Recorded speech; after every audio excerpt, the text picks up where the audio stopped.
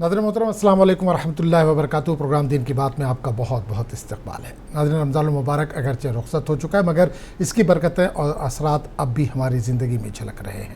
یہ مقدس مہینہ صرف روزے اور عبادات تک محدود نہیں تھا بلکہ اس نے ہمارے اندر ایسی خوبصورت تبدیلیاں پیدا کی جو دیر تک قائم رہ سکتی ہیں۔ رمضان میں ہم نے اپنے دلوں کو اللہ کی یاد سے منور کیا اور گناہوں سے بچنے کی کوشش کی۔ یہی کیفیت اگر رمضان کے بعد بھی برقرار رہیں، نماز کی پابندی، قرآن کی تلاوت اور دعاؤں کا اہتمام، تو انسان کو ایک خاص روحانی سکون اور اللہ سے قربت نصیب ہوتی رہتی ہے۔ یہ ہمیں سبق دیتا ہے کہ عبادت کسی ایک مہینے تک محدود نہیں بلکہ پوری زندگی کا حصہ ہے۔ اسی طرح رمضان میں ہم نے صبر، برداشت اور دوسروں کے ساتھ حسن سلوک سیکھا۔ ہم نے عادات کو جاری رکھا تو ہمارا اخلاص مزید نکھر سکتا ہے۔ غصے پر قابو، سچائی، رحم دلی اور دوسروں کی مدد جیسے اوصاف ہماری شخصیت کا مستقل حصہ بن سکتے ہیں۔ رمضان کے دوران افطار، صدقہ اور خیرات کے ذریعے ہم نے لوگوں کے ساتھ اپنے تعلقات کو مضبوط کیا۔ یہی جذبہ اگر بعد میں بھی زندہ رہے تو ہم ایک بہتر معاشرہ تشکیل دے سکتے ہیں جہاں ہمدردی، تعاون اور انسانیت کو فروغ ملے۔ یہ مہینہ میں خود پر قابو پانے اور صبر و تحمل کی عملی تربیت دے کر گیا۔ اگر ہم ان اصولوں کو اپنی روزمرہ کی زندگی میں شامل کر لیں تو ہمارے رویے میں مثبت تبدیلی برقرار رہ سکتی ہے۔ صحت کے لحاظ سے بھی رمضان نے ہمیں اعتدال سکھایا۔ اگر ہم کھانے پینے میں توازن اور سادگی کو اپنائیں تو اس کے جسمانی فوائد بھی دیر تک قائم رہ سکتے ہیں۔ آخر میں رمضان محض ایک مہینہ نہیں تھا بلکہ ایک مکمل تربیت گاہ تھا۔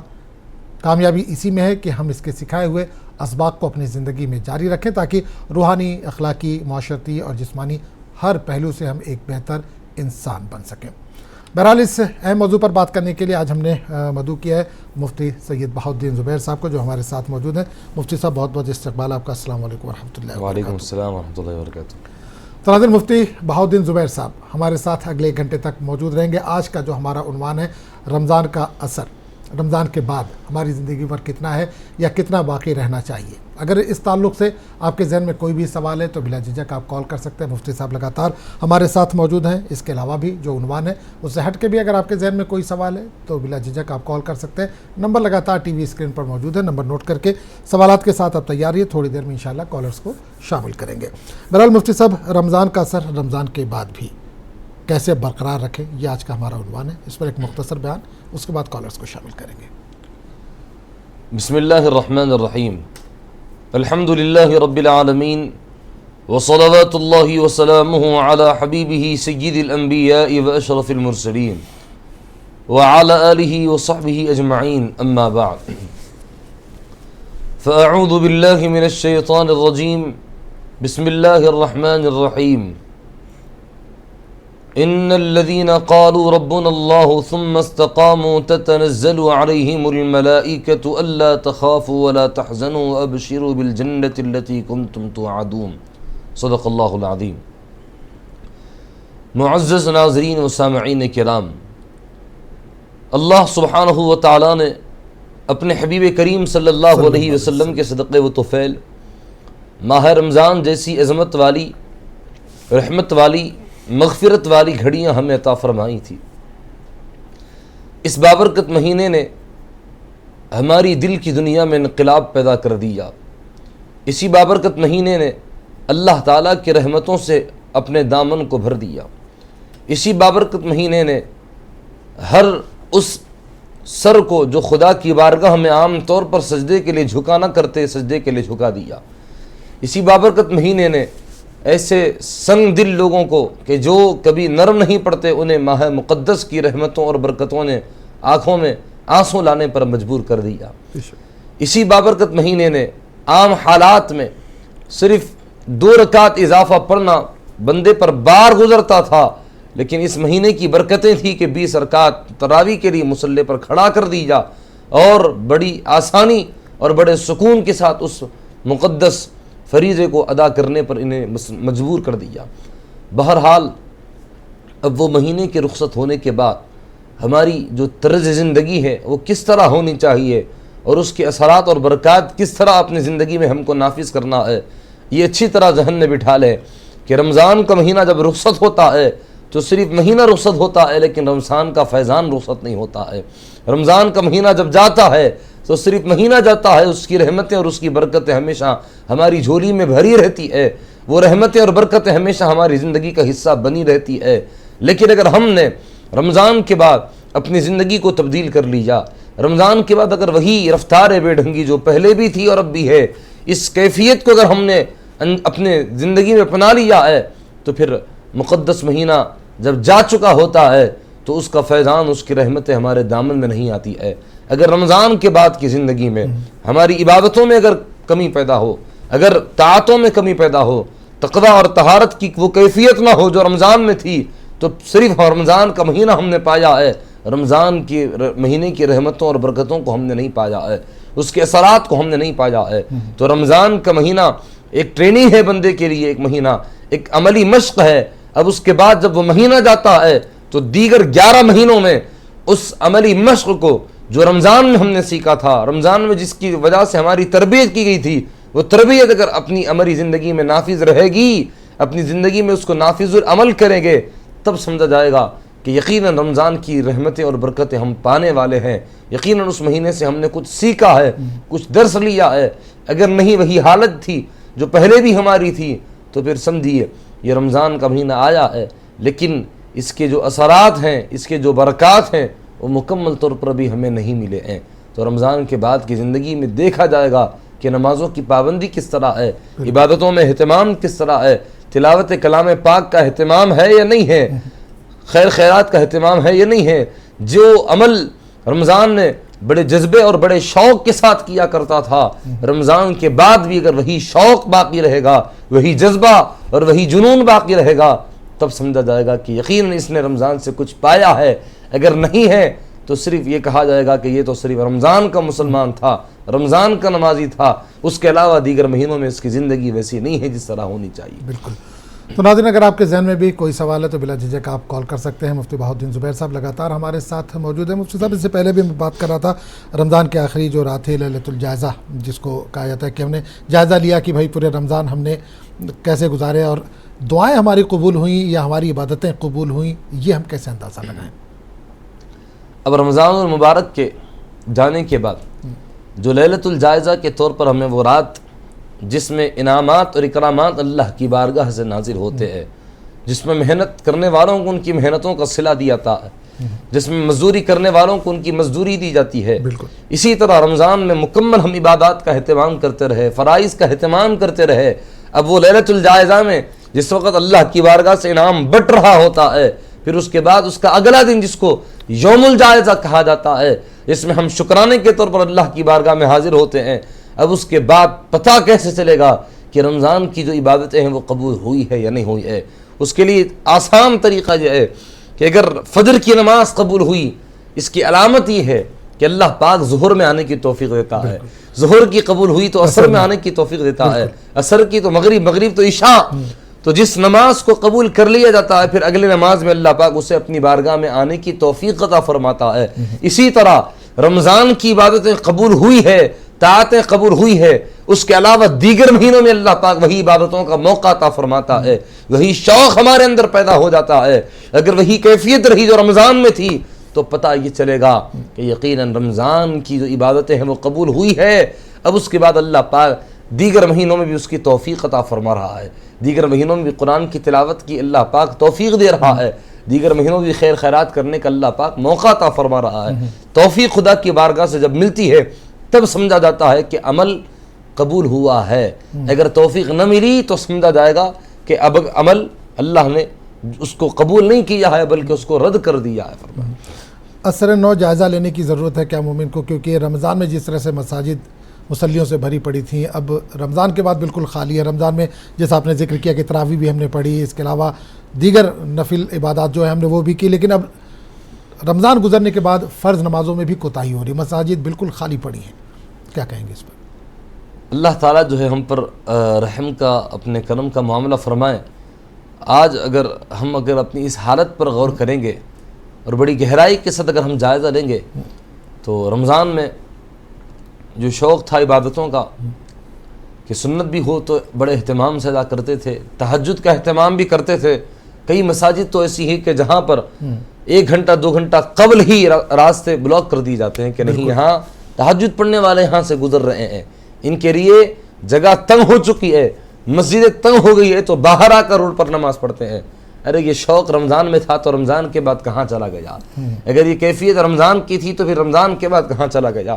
کہ تم نے یہ سمجھ لیا کہ سال کے 11 مہینے عمل ہے نہیں کچھ، عبادت کچھ نہیں ہے، صرف رمضان میں ہے، رمضان میں جو چاہے کر لو، بقیہ دیگر مہینوں میں تم کرو یا نہ کرو اللہ معاف کرنے والا ہے، کہ ایسا تم نے سمجھ لیا؟ میرے عزیزو، رمضان میں صرف نماز فرض نہیں ہے، نماز ہمیشہ زندگی میں فرض ہے بندے پر، ہمیشہ فرض ہے، وہ قرض ہے، اس پر اگر ادا نہ کرے گا تو پھر اس میں اللہ سبحانہ و تعالیٰ سختی کے ساتھ اس کا انتقام لے گا۔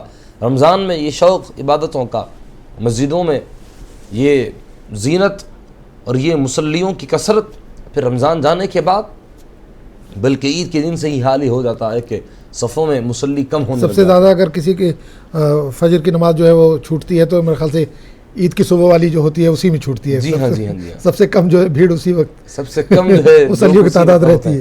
کیا ہے ہماری حالت، آپ غور فرمائیے۔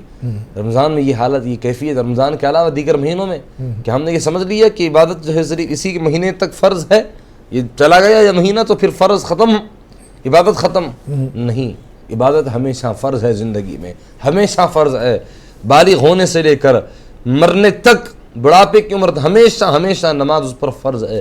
لیکن فرض کو ادا کرنا بھی اگر عام دنوں میں اگر کوتاہی کر رہا ہے تو پھر کیا ہم نے حاصل کیا رمضان سے؟ رمضان کی رحمتیں اور برکتیں ہمیں نہیں ملی ہے، اس سے ہم نے اپنے دامن کو نہیں بھرا ہے۔ اس کے علاوہ دیگر مہینوں میں ہمیں دیکھنا ہے کہ رمضان کی جو روٹین ہے اس کو ہم برقرار رکھیں گے یا نہ رکھیں گے۔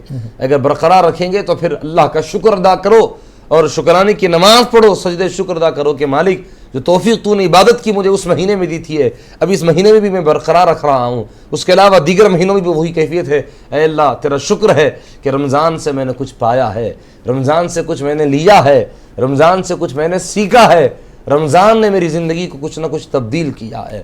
اگر نہیں ہے تو پھر توبہ کر کے اللہ کی بارگاہ میں رجوع ہو جاؤ اور اس کے بعد صدق دل سے توبہ کرو اور عبادتوں میں اہتمام کرتے رہو، طاعتوں میں اہتمام کرتے رہو، یقیناً اسی کی وجہ سے دنیاوی اور اخروی زندگی ہماری کامیاب ہے۔ اچھا، رمضان میں شیطان کو قید کر دیا جاتا ہے تو خالی ہم نے نفس سے لڑائی کی، اپنے جو بھی عبادتیں کی نفس سے لڑ کے کی، اب شیطان بھی آزاد ہے اور نفس بھی ساتھ میں ہے۔ کتنا مشکل ہے اس چیز کو برقرار رکھنا کیونکہ شیطان بھی سامنے ہے۔ نفس کے بارے میں علامہ بوصیری رحمۃ اللہ علیہ قصیدۃ البردہ، یہ نبی کریم علیہ الصلوۃ والسلام کی مدحت میں لکھنے والی وہ کتاب ہے، وہ قصیدہ ہے۔ سرکار دو عالم علیہ السلام کی تعریف میں ایسا قصیدہ انہوں نے لکھی ہے کہ آج عالم عرب میں بھی اور عجم میں بھی اور دنیا کے کونے کونے میں بھی اس قصیدے کو بڑے اہتمام کے ساتھ اور بڑے عشق اور سرور کی کیفیت میں ڈوب کر آدمی پڑھتا ہے۔ وہ قصیدۃ البردہ میں علامہ بوصیری رحمۃ اللہ علیہ نفس کے بارے میں لکھتے ہیں کہ وَالنَّفْسُ كَالطِّفْلِ إِن تُهْمِلْهُ شَبَّ عَلَى حُبِّ الرِّضَاعِ وَإِن تَفْتِمْهُ يَنْفَطِمِ۔ نفس کا حال یہ ہے کہ نفس ایک بچے کی طرح ہے، کالطفلی، اگر آپ بچے کو جس عمر میں دودھ اس کا چھڑانا ہے، ایک عمر ہوتی ہے بچے کو دودھ چھڑانے کی، اس عمر میں اگر دودھ نہ چھوڑایا، اگر چھوڑ دیا اس کو اسی حالت پر، تو بچہ جب جوان بھی ہوگا تو دودھ پینے کی خواہش پر جوان ہوگا۔ ایک بچے کی طرح اگر چھڑا دیا تو پھر وہ چھوڑ دے گا، نہ چھڑایا تو پھر وہ جوان بھی ہوگا۔ شب علی حب الرضا، دودھ پینے کی جو خواہش اور جو محبت ہے اس محبت پر وہ جوان ہوگا بچہ۔ تو اسی طرح نفس کا حال ہے کہ اگر نفس کو گناہوں پر آمادہ کیا، گناہوں کے لیے اسے چھوڑ دیا، تو نفس جب گناہوں کا عادی بن جائے گا، جب گناہوں کی اسے عادت پڑ جائے گی، جب مزہ لگ جائے گا گناہوں کا اسے، تو پھر نیکیوں میں اسے کوئی مزہ نہیں آئے گا، گناہ ہی گناہ کرتا رہے گا۔ اگر نفس کو نیکیوں کا عادی بنا لیا، اگر نفس کو اپنے مشقت میں ڈال کر عبادتوں کی طرف لا لیا، اگر اپنے نفس کو مصائب اور آلام میں گرفتار کر کے مکمل طور پر اپنے آپ کو عبادت کے لیے تیار کر لیا، تو پھر اس کو عبادت میں ہی مزہ آئے گا، گناہوں میں وہ مزہ نہیں آئے گا۔ تو نفس کی بات ہے۔ اب یہاں نفس اور شیطان دونوں بھی ہے۔ نفس انسان جس کے بارے میں نبی کریم علیہ الصلوۃ والسلام نے فرمایا کہ آدمی ہر دن اب جہاد کر سکتا ہے۔ جہاد تو اس وقت تھا، اس کے لیے کچھ مخصوص حالات تھے، ایک مخصوص دور تھا اس کے لیے، لیکن فرمایا ایک جہاد اکبر کہا گیا ہے کس کو؟ نفس کے ساتھ جہاد کرنے کو۔ یعنی نفس نے اگر کچھ کہہ دیا تو اس کا الٹا کرو، یہ جہاد اکبر ہے۔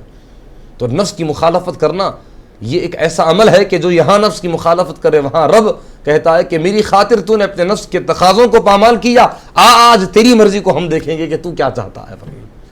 تو یہ حال ہے. اب نفس اور شیطان دونوں بھی ہے. آدمی رمضان میں صرف اپنے نفس کی شرارتوں سے کھیل رہا تھا, اب یہاں شیطان کا مکر بھی ہے اور شیطان کی مدد بھی نفس کو مل گئی ہے. ایسے وقت میں اسے کرنا یہ ہے کہ ہمیشہ اعوذ باللہ کی کثرت کرتا رہے, اور جب اسے خیال آئے گا برائی کا تو اس کا الٹا کر کے بتا دے کہ نیکی. جب برائی کا خیال آیا فوراً نیکی کر دے, اس کا نفس کچلا جائے گا وہیں پر, اور نفس پامال کر دیا جائے گا, اور شیطان کہے گا کہ نہیں, اسے گناہ کی طرف مت لاؤ, یہ گناہ کا خیال آنے پر نیکی کر کے بتا رہا ہے, لہذا اس کو گناہ کا خیال ہی مت لاؤ, کہ نہ نیکی کرے گا نہ گناہ کرے گا. تو چلیے ناظرین, مفتی بہاؤالدین زبیر صاحب ہمارے ساتھ موجود ہیں. اگر آپ کے ذہن میں بھی کوئی سوال ہے تو بلا جھجک آپ کال کر سکتے ہیں. آج ہم بات کر رہے ہیں کہ رمضان میں ہم نے جو عبادتیں کیں, جو ریاضتیں کیں, جو نوافل ادا کیے, کیا وہ قبول ہوئی, اور رمضان کے بعد بھی کیا وہ چیزیں ہماری زندگی میں برقرار ہیں, اس تعلق سے ہم بات کر رہے ہیں. تو آپ کے بھی روزے قبول ہوئے یا نہیں قبول ہوئے, اس تعلق سے بھی اگر آپ کے ذہن میں کوئی سوال ہے تو بلا جھجک آپ کال کر سکتے ہیں. مفتی صاحب لگاتار ہمارے ساتھ موجود ہیں, اگر عنوان سے ہٹ کے بھی کوئی سوال ہے تو بھی آپ سوال کر سکتے ہیں. مفتی صاحب, رمضان تو چلا گیا, صبر اور برداشت کی کیا سیکھ ہم کو اس سے ملی؟ کہ ظاہر سی بات ہے, بھوک ہم نے برداشت کی, سامنے کھانا رکھا ہے ہم نے صبر کیا کہ بھائی اذان ہوگی یا سائرن بجے گا تبھی ہم کھائیں گے, یا سائرن بجے گا تو ہم کھانا چھوڑ دیں گے, ہوتا نا ایک چیز. تو کیا سیکھ ہم کو صبر اور برداشت کی ملی رمضان سے؟ رمضان المبارک کے مہینے میں بالخصوص صبر کی کیفیت پیدا ہوتی رہی, اور صبر کا معاملہ ایسا رہا کہ ماہ مقدس میں آدمی نے اپنے منہ پر اور اپنے خواہشات نفسانی پر ایسا صبر کیا کہ گھر کی چار دیواری میں کوئی دیکھنے والا تو نہ تھا کہ وہ کیا کھا رہا ہے, کیا کر رہا ہے. بیوی ساتھ ہوتی, تعلقات پیدا کر لیتا تو کون پوچھتا اسے آ کر باہر سے کہ تو نے کیا کیا. ایک نوالا کر ڈالا, افطار کا دستر سجا ہوا ہے, دیکھیے اللہ کے حکم کی پابندی کیسی کی اس نے, کیسا صبر کیا کہ سموسے, گرم گرم سموسے, فروٹس, اور مکمل طور پر تلن بھرن کی چیزیں, اور مختلف ہوا اقسام کے کھانے اور پینے کی اشیاء سب موجود ہیں, اور سب کو وہ اپنے ہاتھوں سے جما رہا ہے کہ کچھ ادھر, کچھ یہ پلیٹ میں, کچھ وہ پلیٹ میں.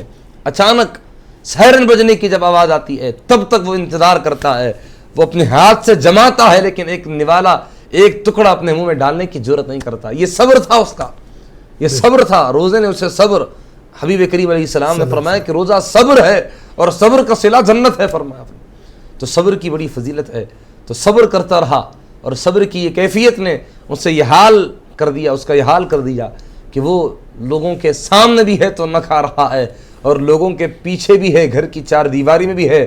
کوئی مشروب اگر فری سے نکال کر پی لیا تو کوئی پوچھنے والا نہیں ہے, لیکن ایک روزہ تھا کہ نہیں, علم یعلم, دنیا دیکھے یا نہ دیکھے, علم یعلم بھی ان اللہ یرا, کہ بندہ یہ نہیں جانتا کہ اس کا رب اسے دیکھ رہا ہے, تو وہ دیکھ رہا ہے. یہ خیال نے اسے نہ کھانے پر مجبور کیا ہے, نہ پینے پر مجبور کیا ہے, نہ ازدواجی تعلقات قائم کرنے پر مجبور کیا ہے. تو روزے نے اس کی زندگی میں یہ صبر اور یہ برداشت کرنے کی جو صفت پیدا کر دی ہے, یہی مقدس مہینے کی سب سے بڑی برکتیں ہیں, سب سے بڑے برکات ہے. کہ کچھ کھا لے پی لے کوئی فرق پڑنے والا نہیں تھا, لیکن اللہ کا خوف تھا, تقویٰ تھا. اور روزہ ایک ایسا عمل ہے کہ جو ریاکاری سے بالکل پاک ہے. ہر عمل کو آدمی کچھ نہ کچھ دکھاوے کے لیے کرتا ہے کہ یہ اس کو دکھانے کے لیے. روزہ بے ریا عمل ہے. جب تک اپنی زبان سے نہ بولے, جب تک اظہار نہ کرے, تب تک کسی کے سامنے یہ ظاہر بھی نہیں ہوگا کہ یہ روزے کی حالت میں ہے. بالکل, نماز ہے اس میں بھی دکھاوا ہو سکتا ہے, حج ہے, عمرہ ہے, زکوٰۃ اس میں بھی ہو سکتا ہے, لیکن رمضان ایک ایسی عبادت ہے جو آدمی اندر کمرے میں بیٹھا پھر بھی کچھ کھا پی نہیں رہا, اللہ کا خوف, اللہ کا ڈر. لیکن یہ خوف, یہ ڈر رمضان کے بعد کیوں نکل جاتا ہے؟ اب رمضان کے بعد جو نکل جاتا ہے, اب اس کے وجوہات کے, ایک تو یہ ہے کہ شیطان آزاد ہو جاتا ہے, اور دوسرا جو ہے یہ اس کے وجوہات میں سب سے بڑی وجہ یہ بھی ہے کہ آدمی کے اندر اگر عبادتوں میں استقامت اگر ہو تو رمضان اور رمضان کے علاوہ دیگر مہینوں میں بھی وہ پابندی کے ساتھ عبادت کرتا ہے. لیکن استقامت اگر اس کی طبیعت میں نہیں ہے تو صرف رمضان کا مہینہ گزرنے تک بس اس کی وہ کیفیت رہے گی. اب جب رمضان کا مہینہ گزر گیا تو پھر اس کے بعد وہ عادت اس کی جو تھی پرانی وہ عادت لوٹ کر آ جاتی ہے. تو یہ استقامت عبادت میں بہت زیادہ ضروری ہے. عام حالات میں یہ صبر اور یہ برداشت کرنے کا مادہ جو نکل جاتا ہے اس کے پاس سے, وہ وجہ اس کی یہ ہے کہ اس کی اصلی حالت اگر وہ نہ رہی, اگر اس کے مزاج میں اگر استقلال نہ رہا, مستقل مزاجی اگر اس کی نہ رہی, تو پھر اس کے بعد ایک مہینہ تک آپ نے اپنے آپ کو کنٹرول کر کے رکھا ہے, مہینہ ختم ہوتے ہی پھر اس کے بعد وہی شرارتیں اس کی شروع ہو جاتی ہے تو اس کے لیے رمضان کے علاوہ دیگر مہینوں میں پہلے اس کو اپنے مزاج میں صبر کی عادت ڈالنا ہے، برداشت کرنے کا مادہ پیدا کرنا ہے. جب دیگر مہینوں میں بھی 1 مہینہ 2 مہینہ پہلے سے اگر وہ اپنے نفس کو کنٹرول کرتا رہے گا تو رمضان کی وجہ سے اس کے اندر وہ کیفیت پیدا ہی ہو جائے گی. اب رمضان کے بعد الگ سے اس کو کچھ محنت کرنے کی ضرورت نہ پڑے گی، اس لیے کہ پہلے اس کی عادت ہو چکی ہوتی ہے. رمضان آ کر اس کی عادت کو اور مضبوط کر دیتا ہے. پھر رمضان کے بعد کے دیگر مہینے بڑے آسانی کے ساتھ گزر جاتے ہیں. ہوتے ہوتے اس کے مزاج میں استقامت پیدا ہو جاتی ہے، استقلال پیدا ہو جاتا ہے اس کے مزاج میں، یعنی کسی بھی عمل کے حوالے سے اس کے پاس یہ خاص جذبہ پیدا ہو جاتا ہے. تو چلیے ناظرین، مفتی بہاؤالدین زبیر صاحب لگاتار ہمارے ساتھ موجود ہیں. اگر آپ کے ذہن میں بھی کوئی سوال ہے تو بلا جھجک آپ کال کر سکتے ہیں. رمضان اور رمضان کے بعد کی زندگی یا رمضان کا ہماری زندگی پر کیا اثر پڑا، اس تعلق سے آج ہم بات کر رہے ہیں. اگر آپ کے ذہن میں کوئی بھی سوال ہے تو بلا جھجک آپ کال کر سکتے ہیں. مفتی صاحب، ایک اور عبادت کہہ لیجئے یا عمل کہہ لیجئے، لوگوں کی مدد کرنا ہم نے سیکھا رمضان میں زکوٰۃ، صدقات، خیرات کی وجہ سے. رمضان کے بعد یہ چیزیں کیوں کم ہو جاتی ہیں؟ اچھا، کیا انسان پورے سال روک کے رکھتا ہے کہ زکوٰۃ میں صرف رمضان میں دوں گا، صدقہ خیرات میں رمضان میں ہی کروں گا؟ کیا یہ بہتر ہے یا سال بھر اس عمل کو جاری رکھنا چاہیے؟ اب رمضان میں جو زکوٰۃ وغیرہ جو نکالتے ہیں جو اس کا اہتمام کرتے ہیں، اب بندہ سال تمام اپنے مال کو اگر روک کر رکھے کہ میں رمضان آنے پر ہی نکالوں گا تو یہ طریقہ صحیح نہیں ہو میرے حساب سے. اس لیے کہ ثواب کی نیت رہتی ہے، ثواب 70 گنا بڑھا دیے جاتے ہیں، 70 گنا ملے گا، لیکن زکوٰۃ کے نکالنے میں ہمیں دیکھنا یہ ہے کہ غربا کی ضرورت پوری ہو رہی ہے یا نہیں. اب رمضان میں اگر آپ نکالیں گے زکوٰۃ، اگر رمضان میں ہی اگر آپ کے اوپر زکوٰۃ فرض ہوئی تھی، سال ختم آپ کا رمضان ہی میں ہو رہا ہے، جو اسلامی سال کے اعتبار سے دیکھنا ہے، سرکاری سال اس میں کاؤنٹ نہیں کریں گے. اب اسلامی سال کے اعتبار سے اگر رمضان ہی میں اگر زکوٰۃ پوری ہو رہی ہے، اس پر سال جو گزر رہا ہے وہ مدت رمضان میں اگر ختم ہو رہی ہے تو پھر رمضان میں نکالیے، ثواب ڈبل ملے گا. لیکن اگر دیگر مہینے میں، مثال کے طور پر اگر شعبان کے مہینے میں یا رجب کے مہینے میں اگر سال ختم ہو رہا، 2 مہینے تک انتظار کریں گے، کوئی حرج کی بات نہیں ہے، لیکن ثواب آپ کو رمضان میں زیادہ ملے گا. یہ سوچ رہے ہیں آپ تو کم از کم یہ بھی سوچیں کہ رمضان کے مہینے میں تو سبھی زکوٰۃ نکالتے ہیں اور غریب کو، مستحق افراد کو آپ کے مال کے ذریعے سے اتنا فائدہ نہیں ملے گا جتنا آپ دیگر مہینے میں نکالنے پر ملتا ہے. نیت اگر آپ کی نیت ہے تو اس کے اعتبار سے ثواب اللہ تعالیٰ فرما دے گا. بالکل نیت کے اعتبار سے آپ کو ثواب مل جائے گا. آپ کی نیت تھی، انما الاعمال بالنیات، اعمال کا دار و مدار تو نیتوں پر ہے.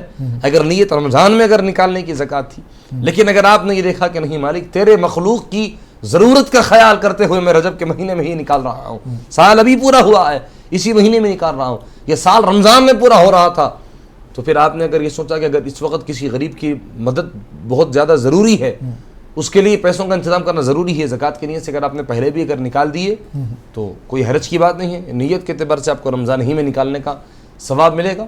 تو رمضان تک روک کے رکھنا یہ طریقہ درست ہے، لیکن میرے اعتبار سے اگر کسی اور مہینے میں سال اگر پورا ہو گیا ہے تو فوراً نکال دیں، اس لیے کہ رمضان میں سبھی نکالتے ہیں، تو پھر آپ کے مال سے کسی غریب کا اتنا فائدہ نہیں ہوگا جتنا دوسرے مہینوں میں نکالنے پر ہوگا. تو مستحق افراد تک مال پہنچ جائے گا، ان کو فائدہ ہوگا. اصل مقصد ان کو فائدہ پہنچانا ہے، اصل مقصد ان کی ضرورت کے موقع پر ان کو نکال. صحابہ کرام کا بھی طریقہ یہی تھا میرے ناظرین کہ رمضان کے آنے سے قبل ہی جو ہے صحابہ کرام اس کو نکال دیتے تاکہ مستحق افراد کھا پی کر اچھے مضبوط ہو جائے، چنگے ہو جائے، رمضان سے پہلے عبادت کے لیے اور روزوں کے اہتمام کے لیے اچھے تیار ہو جائیں، اس لیے وہ نکالا کرتے تھے. اگر اس طرح اگر آپ بھی اگر سوچیں گے تو پھر اچھی بات ہے، نہیں تو کوئی ایسی حرج کی بات ہے. اچھا، اس میں کیا طریقہ ہو سکتا ہے مفتی صاحب بہتر کہ اگر کسی کی زکوٰۃ نکلتی ہے، لاکھوں میں نکلتی ہے، تو کیا وہ رمضان میں ہی اگر سال پورا ہو گیا اس کا تو رمضان میں ہی پورا تقسیم کر دے، یا وہ نکال دے، نیت کر لے کہ بھائی یہ 2 لاکھ 3 لاکھ میرے پاس زکوٰۃ کے پیسے رکھے ہوئے ہیں اور اس کو سال بھر میں یا آگے 2-3 مہینے میں تقسیم کروں گا، لوگوں کو دوں گا، یا بہتر یہ ہے کہ سال پورا ہوتے ہی پورا وہ تقسیم کر دیں؟ جب سال پورا ہوگا تو مکمل طور پر اس کو تقسیم کر دیں. اگر کچھ افراد اس کو مستحق نہ ملے ہوں، ایسا تو بہت کم ہوتا ہے، اس لیے کہ مدارس اسلامیہ بھی ہے جہاں پر غریب یتیم طلبہ جو ہے آ کر پڑھتے ہیں، وہاں پر بھی دے سکتا ہے. لیکن اگر وہ دینا چاہتا ہے کہ اپنے خاندان والوں کو، لوگوں کو اگر پہنچانا چاہتا ہے، اور افراد اگر اس کو نہ ملے کوشش کرنے کے بعد بھی، تو زکوٰۃ کی نیت سے مال کو الگ کر کے انتظار کرے. مستحق افراد آئیں تو مستحق افراد کو دے، لیکن زیادہ اس میں تاخیر نہ کی جائے. وہ مال جس کا حق ہے اس کے ذریعے سے جو ہے اس تک پہنچا دینا یہ لازم و ضروری ہے، اس میں تاخیر نہ کریں بلکہ جتنا جلدی ہو سکے اس کو ادا کر دے جائے، انشاءاللہ تعالیٰ اس کے لیے اسی میں بہتری ہوگی اس کے لیے۔ چلیے ایک کال ہمارے ساتھ کالر جڑ گئے، ہم سے بات کریں گے۔ جی السلام علیکم۔ وعلیکم السلام ورحمۃ اللہ تعالیٰ وبرکاتہ۔ جی آپ لوگ خیریت ہیں؟ جی الحمدللہ خیریت سے ہیں۔ یہ مفتی صاحب کا مزاج کہتے ہیں۔ جی مفتی صاحب بھی سن رہے ہیں، بالکل خیریت اللہ سے کا ہیں، لاکھ لاکھ شکر ہے، بہت دنوں کے بعد ہمارے ساتھ جڑے ہیں مفتی اللہ صاحب۔ تعالیٰ آپ لوگوں کو سلامت رکھے، مفتی صاحب جی کو جی بھی اللہ بہت بہت سلامت شکریہ، آمین آمین۔ آمین۔ رکھے۔ اللہ مفتی صاحب سے میری 3 سوال ہیں۔ ہوں مفتی صاحب پہلا سوال یہ ہے، جیسے رمضان کریم ہم لوگ یا کوئی بھی زیادہ قرآن کریم کا تلاوت کر لیتے ہیں، 2 قرآن 3 قرآن مکمل کر لیتے ہیں، تو اب ایسی صورتوں میں بعد میں کتنا انسان ہے جو بالکل قرآن کو دیکھتے نہیں، کھول کے یعنی اپنے کام میں پوری طرح مصروف ہو جاتے ہیں، ہوں تو ایسے میں آپ کیا کہیں گے جو قرآن کریم پہلے پڑھ لیے ہیں، کیا اسی ثواب سے اب میرا مطلب باقی دن کا جو کام ہے وہ ہمارا بنتا رہے، اللہ سے مطلب محبت جڑتا رہے، یا پھر ہمیں اسی طریقہ عبادت کرنا چاہیے بعد میں بھی کسی بھی طرح، یعنی اپنے کام سے آسان کر کے کسی بھی طریقہ سے عبادت کرنا چاہیے؟ اور دوسرا سوال یہ ہے، جو ہم صدقہ فطر دیتے ہیں رمضان میں، صدقہ اب فطر بعد میں ہمارے پہ کیا لاگو ہے؟ ہم جیسے روزانہ کا ہمارا اپنا ہم دیکھ کے جتنا ہمارے انکم ہے اس حساب سے ہم کتنا نکالے، روز کا 10 نکالے، 20 نکالے، 30 نکالے، کیا نکالے، یہ بھی ہمیں بتا دے ایک اندازہ ٹھیک ہے۔ لگا کے۔ اور تیسرا سوال یہ ہے کہ مفتی صاحب جب کسی بھی کام ہے کوئی مشکل میں ہم زیادہ پھنس گئے پوری طریقہ سے، اب ہمیں یہ امید ہے، ہر انسان کے منہ سے ایک ہی بات نکل رہا ہے کہ مطلب ایسی کام سے تو امید چھوڑ دو، یہ حاصل نہیں ہونے والا، تو پھر ایسی حال میں ہم اللہ سے کس طریقہ سے لو لگائیں، کس طریقہ سے ذکر کریں کہ اللہ تعالیٰ یہ کام ہمارا بنا دیں؟ یہ تینوں سوال کا آپ جواب دیں۔ بہت بہت شکریہ۔ چلیے بہت بہت شکریہ، آپ نے کال کیا۔ تو مفتی صاحب 3 سوال ہیں بہن کے، ریگولر کالر ہیں ہماری، تو انہوں نے کہا کہ رمضان میں ہم نے تو خوب عبادتیں کی، خوب قرآن پڑھا، اس کا ثواب کیا آگے آنے والے سال میں بھی ملتا رہے گا؟ کیونکہ رمضان کے بعد جس طرح سے لگاتار ہم بات کر رہے ہیں کہ عبادتیں جو ہے وہ کم ہو جاتی ہیں، لوگوں کے پاس مصروفیت بڑھ جاتی ہے، رمضان میں وقت ہی وقت ہو جاتا ہے لوگوں کے پاس، لیکن رمضان کے بعد وقت کی کمی ہو جاتی ہے، تو اس کا جواب چاہ رہی ہے۔ بسم اللہ الرحمن الرحیم۔ ماشاءاللہ بہت اچھے جو ہے سوالات ہے آپ کے، عبادت کے حوالے سے، طاعت کے حوالے سے بڑا شوق، بڑا جذبہ ہے۔ اللہ تعالیٰ جو ہے سب مسلمانوں کے دلوں میں ایسا ہی شوق اور ایسا ہی جذبہ پیدا کرے۔ دیکھیے آپ نے جو سوال کیا کہ رمضان میں فرصت کے لمحات ہے، عبادت تو ہم نے کر دی ہے، اطاعت تو کر دی ہے، اب اس کے علاوہ دیگر مہینوں میں فرصت نہیں ملتی ہے، وقت اتنا فارغ ہمیں نہیں ملتا ہے جس کی وجہ سے ہم عبادت وغیرہ کا اہتمام کر سکیں، تو کیا اللہ ثواب عطا فرمائے گا؟ تو دیکھیے امت محمدیہ علی صاحبہ الصلاۃ والسلام کے ساتھ اللہ تعالیٰ نے یہ مہربانی کا اور یہ کرم کا معاملہ فرمایا ہے کہ اگر اس امت کا کوئی امتی کوئی ایک نیکی کرنے کا ارادہ کرے، لیکن کسی وجہ سے اگر نیکی کر نہیں سکا، ارادہ تھا نیکی کرنے کا لیکن کسی مصروفیت کی وجہ سے وہ نیکی کر نہیں سکا، تو بھی اللہ پاک اس ایک نیکی کا ثواب اس کے نام اعمال میں لکھتا ہے۔ اللہ اکبر۔ اگر کوئی گناہ کرے، ایک گناہ کرنے پر ایک گناہ لکھا جائے گا، ایک نیکی کرا تو اللہ فرماتا ہے فرشتے نیکی تو ایک کیا لیکن 10 نیکیاں لکھی اس کے نام اعمال۔ اگر کسی وجہ سے گناہ کا ارادہ کیا تھا لیکن گناہ کیا نہیں تو اللہ پاک گناہ نہیں لکھے گا، اللہ فرشتے سے فرمائے گا کہ نیکی کی نیت تھی تو نیکی کی نیت تھی تو ثواب تھا، نہ کیا، گناہ کی نیت تھی لیکن نہ کیا، گناہ بچ گیا گناہ سے، تو اللہ فرشتے سے فرمائے گا فرشتے گناہ مت لکھ، جس طرح نیکی کا ارادہ کیا تھا تو نیکی لکھا تھا نا، اس طرح گناہ مت لکھ، گناہ کا ارادہ کیا میرا بندہ، گناہ کیا تو نہیں نا ابھی۔ تو یہ مہربانی اللہ پاک کی۔ تو رمضان میں فرصت کے لمحات تھے، عبادت کرتے تھے، تلاوت کرتے تھے، ذکر و اذکار کا اہتمام کرتے تھے۔ اب رمضان کا مہینہ گیا، فرصت ملی نہیں اتنی، لیکن نیت تھی کہ اگر یہ وقت اگر مجھے خالی مل جاتا تو اس وقت میں اتنا قرآن پڑھ لیتی، یہ وقت اگر خالی مل جاتا، فرائض کے علاوہ کی بات کر رہا ہوں میں، فرائض جو ہیں وہ تو وقت ملو یا نہ ملو اس کا کوئی عمل دخل نہیں ہے، آپ کو جب ادا کرنا ہے تو کرنا ہی کرنا ہے، آپ کسی بھی حالت میں ہو ادا کرنا ہے، فرائض سے کوئی غفلت نہیں ہے۔ لیکن نوافل، سنن، مستحبات، یہ جو اعمال ہے اس کے لیے اگر آپ کو وقت نہیں مل رہا ہے لیکن نیت تھی تو انشاءاللہ تعالی نیت کے مطابق اللہ پاک وہ عمل کے کرنے کا جو ہے آپ کو ثواب عطا فرما دے، عمل کرنے کا جو ہے وہی ثواب آپ کو عطا فرما دے گا. لیکن کوشش کریں کہ جتنا بھی وقت آپ کو ملے اس وقت میں اہتمام کرتے رہیں, اس لیے کہ دنیاوی مصروفیات تو اپنی جگہ رہتی ہیں, لیکن یہ چیزوں کے لیے بھی ہمیں وقت نکالنا ہے. وقت نکلتا نہیں ہے, وقت کو نکالنا پڑتا ہے. تو وقت نکال لیں کچھ وقت, اور فکس کر کے رکھ دیں کہ اس وقت میں اس کے علاوہ کوئی اور عمل نہیں کروں گی, تو انشاءاللہ تعالیٰ آپ کے لیے اس وقت میں وہ کام آسان بھی ہو جائے گا اور دوسرے کام اس وقت میں آئیں گے بھی نہیں. تو چلے ناظرین, وقت ہو چلا ایک بریک کا. بہن کے 2 سوال اور تھے, اس کا جواب دیا جائے گا بریک کے بعد. لیکن اگر آپ کے ذہن میں بھی کوئی سوال ہے تو بلا جھجک آپ کال کر سکتے ہیں. رمضان اور اس کے بعد کی زندگی یا مصروفیات کے بعد ہم کیا اپنی عبادتوں میں کتنا وقت نکال پا رہے ہیں. جس طرح سے ابھی مفتی صاحب نے کہا کہ وقت تو کیسے, مصروفیات تو بڑھیں گی لیکن اس میں سے ہی ہم کو تھوڑا سا وقت نکالنا پڑے گا, فکس کرنا پڑے گا. کہ صدقہ فطر جو ہم رمضان میں نکالتے ہیں, کیا یہ عمل سال کے باقی دنوں میں بھی, ہم کیا باقی مہینوں میں بھی جاری رکھ سکتے ہیں کسی اور انداز میں؟ اب صدقہ فطر کے حوالے سے جو سوال تھا, نبی کریم علیہ الصلوۃ والسلام نے بڑے وضاحت کے ساتھ ارشاد فرمایا کہ لم یزل صومکم معلق بین السماء والارض الا ان یؤدی زکوۃ الصوم, کہ تمہارے روزے اس وقت تک آسمان و زمین کے درمیان میں معلق رہتے ہیں جب تک کہ تم اپنے روزوں کی زکوٰۃ نہ نکالو. یعنی صدقہ فطر ہے روزوں کی زکوٰۃ. اب صدقہ فطر کو نکالنے کا وقت ہے رمضان کا مہینہ ہی نہیں, بلکہ سال میں کبھی بھی کسی بھی وقت نکال سکتے ہیں, لیکن سال میں ایک دفعہ نکالنا واجب ہے. لیکن عید الفطر سے پہلے صدقہ فطر کو نکالنا افضل عمل ہے, فضیلت والا عمل ہے. اب آپ نے رمضان میں تو اس کا اہتمام کر لیا, لیکن رمضان کے بعد بھی اگر اس کو جاری رکھنا چاہتے ہیں تو صدقہ فطر تو ایک دفعہ ادا کی جا سکتی ہے, لیکن اب اس صدقے کے طور پر آپ جو ہے جب آپ کو موقع ملتا جائے آپ صدقہ کرتے جائیں.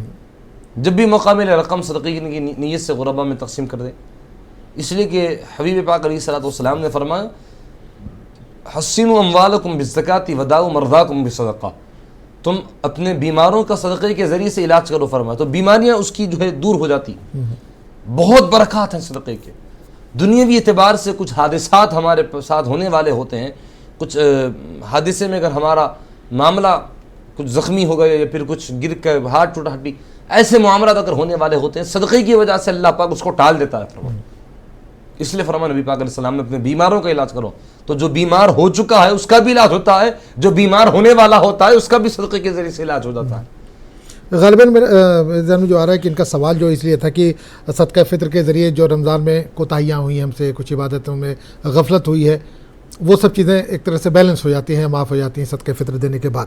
تو ان کا یہ ہے کہ اگر مہینے میں جو دیگر مہینوں میں بھی ہم عبادتیں کرتے ہیں اس میں بھی کچھ غفلت ہو گئی, کچھ نمازیں چھوٹ گئی, کچھ چیزیں چھوٹ گئی ہیں, کچھ نوافل چھوٹ گئی ہیں, تو اگر کیا صدقہ فطر یا کچھ اس طرح سے ہر مہینے نکالتے رہیں تو کیا وہ چیز پوری ہو سکتی ہے؟ دیکھیے اگر کچھ غفلت آپ کی ہوئی فرائض میں تو وہ صدقہ فطر کے ذریعے سے اس کا کفارہ آپ ادا نہیں کر سکتے, اس کو تو آپ کو عملی طور پر ادا کرنا ہے.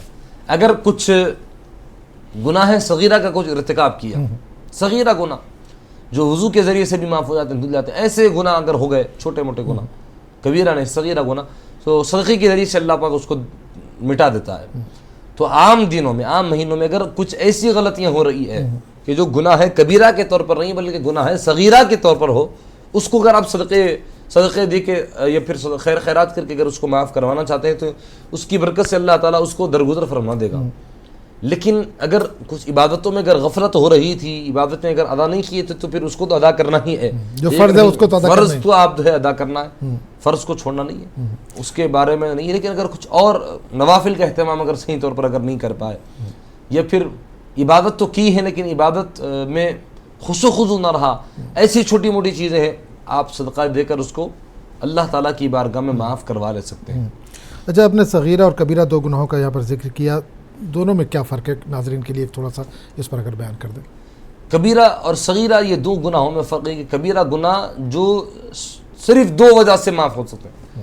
ایک توبہ, صدق دل سے توبہ, سچی توبہ, توبہ نصوح جس کو کہتے ہیں. دوسرا حج کرنے سے, حج کر کے کبیرہ گناہ سب کے سب معاف. حج کرنے کے بعد پھر وہی عادتیں اگر برقرار رہیں تو اب حج کرنے کے بعد وہی عادتیں برقرار, جو عادتیں پہلے تھی وہ تو معاف ہو گئی, اب وہی عادتیں برقرار, پھر وہاں سے ایک نیا اس کا جو بینک شروع ہوگا, رجسٹر نیا شروع ہوگا. اب جو ہے حج اگر حج قبول ہو گیا تو پھر وہ سارے گناہ معاف. ایک تو ہے صدق دل سے توبہ, اتنا رونا کہ یقین ہو جائے کہ اتنے رونے پر اللہ پاک رحم کر کے معاف کر دیا, یہ یقین ہو جائے اس کو. اب صغیرہ جو گناہ ہے وہ توبہ کے علاوہ کوئی اور طریقے سے بھی معاف ہو جا سکتے ہیں. مثال کے طور پر وضو کی ہے تو اعضائے وضو سے جو پانی نکل رہا ہے اس کے ذریعے سے صغیرہ گناہ بھی نکل جاتے ہیں. نماز کی وجہ سے صغیرہ گناہ معاف کر دیے جاتے ہیں.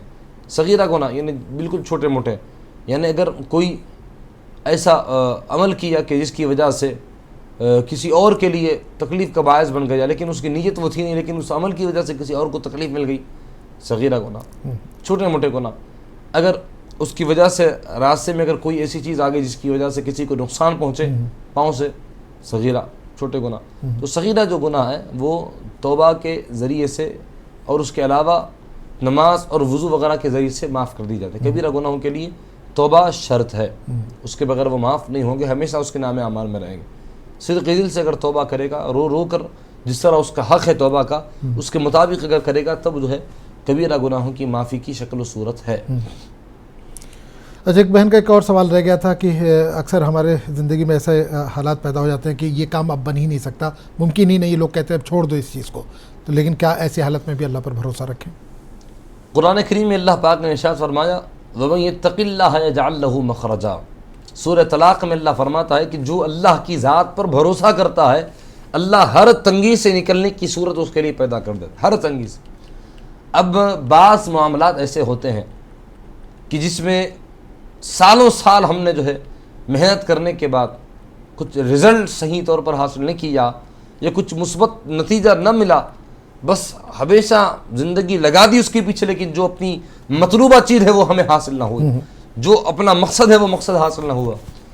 تو ایسے حالت میں بھی اللہ پر کس طرح بھروسہ کرنا چاہیے؟ تو دیکھیے اللہ کی ذات پر تو بھروسہ ہمیشہ کرنا ہی کرنا ہے، لیکن کچھ کام وہ ہوتے ہیں کہ جو تقدیر میں لکھے ہوئے نہیں ہوتے ہمارے لیے، اس کے لیے ہم کوشش کر رہے ہوتے ہیں، وہ کام نہیں بن پا رہے ہوتے ہیں، لیکن پھر بھی ہم نے کوشش کی کہ یہ کام کاش اگر بن جائے تو اچھا، کاش زندگی بھر اس کے لیے کوشش کر لی، لیکن پھر بھی اگر وہ چیز ہمیں حاصل نہ ہوئی، سمجھ لیجیے کہ اللہ نے وہ ہماری قسمت پہ نہ رکھا ہو.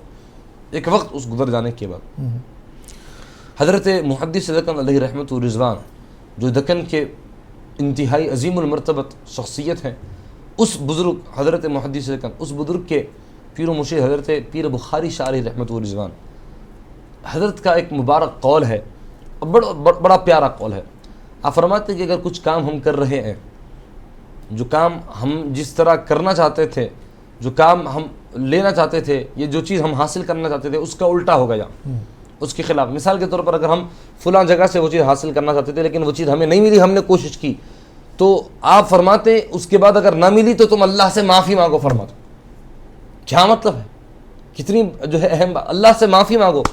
مطلب یہ ہے کہ اب تک جو چیز اللہ نے تمہارے لیے نہیں رکھی تھی اس چیز کے لیے تم کوشش کر رہے تھے لیکن وہ چیز نہ ملی، تو مطلب اللہ نے جو چیز تمہارے لیے مقدر میں نہ رکھی تھی اس کے لیے تم نے اتنی کوشش کی. اللہ سے معافی مانگو کہ مالک جو چیز تو نے میرے لیے نہ لکھی تھی اس کے لیے میں اتنی کوشش کر رہا تھا، تو معاف فرما دے کرو.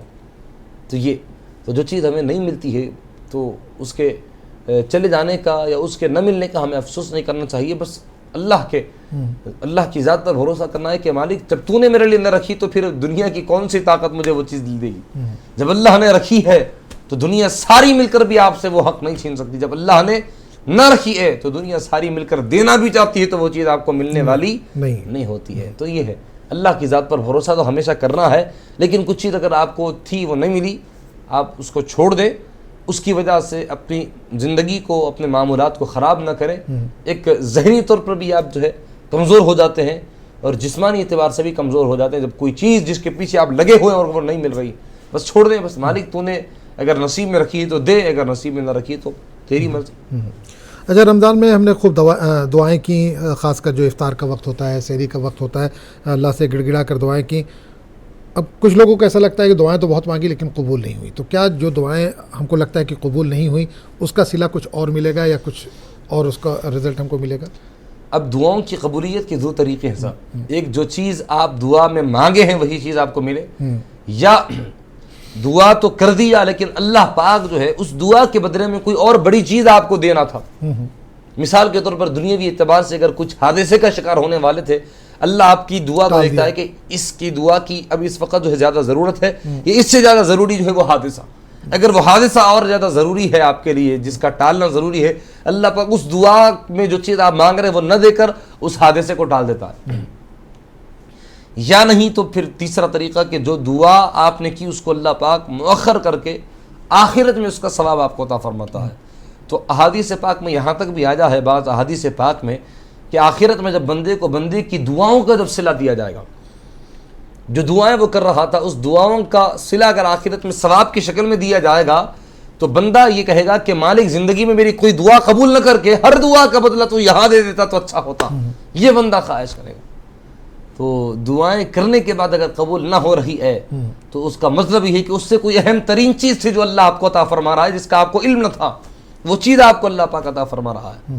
تو 3 طریقے ہوتے ہیں، جو چیز دے، جو چیز دعا میں مانگے وہ دے دے، یا نہیں تو اس کے ذریعے سے کوئی دنیا کی مصیبت ٹال دے، یا نہیں تو پھر اس دعا کو مؤخر کر کے آخرت میں آپ کو ثواب عطا فرمائے. اب دونوں میں سے تینوں میں سے جو چیز اللہ پاک کو آپ کے لیے زیادہ بہتر اور مناسب ہو اسی اعتبار سے اللہ پاک آپ کے ساتھ معاملہ فرماتا ہے. اچھا، رمضان تو گزر گیا، اب شعبان کا مہینہ چل رہا ہے، تو شعبان میں کیا کچھ خاص عبادتیں کریں؟ اس میں 6 نفلی روزے بھی لوگ رکھتے ہیں، وہ کب رکھیں، کیسے رکھیں، کیا طریقہ اس کا ہو سکتا ہے؟ اب رمضان تو گزر گیا، اب شوال کا مہینہ ہے. شوال میں شعبان بول دیا میں. جی کس کا اہتمام کریں؟ تو دیکھیں نبی کریم علیہ الصلوۃ والسلام نے شوال کے 6 روزوں کے بارے میں احادیث مبارکہ میں اس کی فضیلت کو بیان کیا. فرمایا کہ من صام رمضان واتبعہ بستۃ ایام من شوال فکأنما صام الدہر کلہ. جو رمضان کے روزے رکھے پھر اسی کے اعتبار سے شوال کے بھی 6 روزوں کا اہتمام اگر کر لے تو پھر اللہ پاک جو ہے سال بھر اسے روزہ رکھنے کا ثواب عطا فرماتا ہے. تو نفلی روزے ہیں، احادیث پاک میں اس کی فضیلت بھی آئی ہے تو اس کا اہتمام بھی کرتے ہیں. اب اس کے علاوہ اور عبادتوں کا اہتمام اس کے حوالے سے تو دیکھیں کثرت کے ساتھ ذکر و اذکار، اور رمضان کے جو روٹین ہے، اب تراویح تو نہیں پڑھ سکتے لیکن نفل نمازیں اگر پڑھیں، اگر آپ کو تہجد پڑھ سکتے ہیں، تہجد کا اہتمام کریں. تہجد بڑی اس کی فضیلت ہے. اب عام حالات میں عام دنوں میں اگر اس کا اہتمام کریں گے تو انشاءاللہ اس پر اللہ پاک آپ کو زیادہ ثواب عطا فرمائے گا. ایک تو رمضان میں موقع تھا، آپ پڑھ رہے تھے، ثواب مل رہا تھا، لیکن جب موقع نہ ہو اس وقت موقع بنا کر پڑھنا اس کی ایک الگ بات ہے، اس کی الگ شان ہے، اس کی الگ فضیلت ہے، اس کا ایک الگ مقام ہے، اور یہ عمل جو ہے بندے کو اللہ کی بارگاہ میں مقبول بنا دیتا ہے.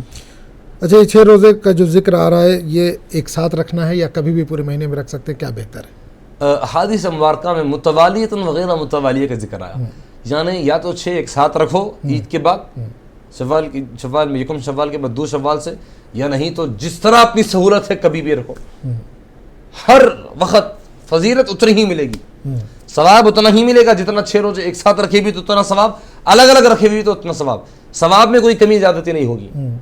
اگر 6 روزے اگر آپ اہتمام سے رمضان کے بعد ہی اگر رکھ لیں یہ بھی جائز. اس کے علاوہ کسی اور وقت میں شوال کے مہینے میں کسی اور تاریخ میں اگر رکھیں یہ بھی جائز. اگر یا نہیں تو پیر جمعرات کی جو روزے عام طور پر نفل کے طور پر لوگ رکھتے ہیں جس کی بڑی فضیلت آئی ہے پیر جمعرات کے، اگر پیر جمعرات کے رکھ لیں تو، یا نہیں تو 13 14 15 یہ 3، پھر اس کے بعد کے 3 الگ یہ بھی رکھ لیں.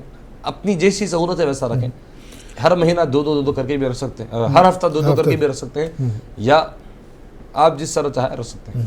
اچھا، نظم و ضبط پورے مہینے ہم نے برقرار رکھا، رمضان کے آگے کیسے برقرار رکھیں؟ خاص کر ٹائم مینجمنٹ کی اگر ہم بات کریں کہ رمضان میں ہم نے ایک ٹائم مینجمنٹ سیکھا، آگے کی زندگی میں بھی اس کو کیسے برقرار رکھیں؟ اب وقت کی بڑی اہمیت ہے دین اسلام میں. رمضان میں بھی وقت کی اتنی اہمیت ہے، 1 منٹ ادھر ادھر ہو جائے تو روزے کا معاملہ الگ ہو جاتا تھا. بالکل. تو وقت کا بہت بڑا عمل دخل ہے اس بابرکت مہینے میں.